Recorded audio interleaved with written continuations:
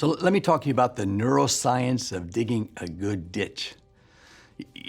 As neuroscience is something that's always interesting because it's, how our brain operates and the things that we do to the responses that we get. So I want you to imagine a guy that his job is to dig a ditch. And so he digs a nice ditch, 20-foot long ditch. And when you go to look at this ditch, the sides are perfectly smooth and the bottom of the ditch is level. Don't know anything about this guy, but what I know is that he's conscientious, that he cares. And so when we think about how we respond to situations, the way we respond, positive or negatively, can have an impact on how people react to things. It's one of those areas that I think is most troubling about people that reach success or people that are in leadership positions. When they see something wrong, they got to correct it, right? And it's so easy for us to see the things that are wrong because that's what we look for, right?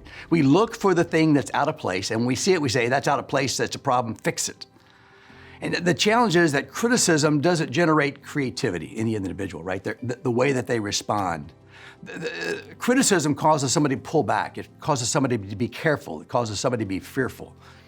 Where if we talk about things that people do well, even if it's digging a ditch, the things that people do well, when we talk about that, it helps them to think about more creatively, what else could I do? And I understand it's easy to see when things are not right. The dishes are on the table and they're supposed to be in the sink. Take the dishes, put them in the sink, You don't clean up after yourself. But when the dishes do get moved from the table to the sink, we don't see it because that's the way it's supposed to be. And what I want to challenge you to do as a leader is to be able to see the things that are good. Help to see where the person has made an attempt, where it has added value, or even when they do something as simple as dig a ditch, they dug the best ditch that you've ever seen before.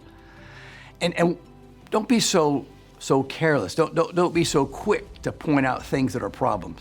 Sometimes there's things that are problems that we really don't need to point out at the moment. We can think about what's a better time to do that.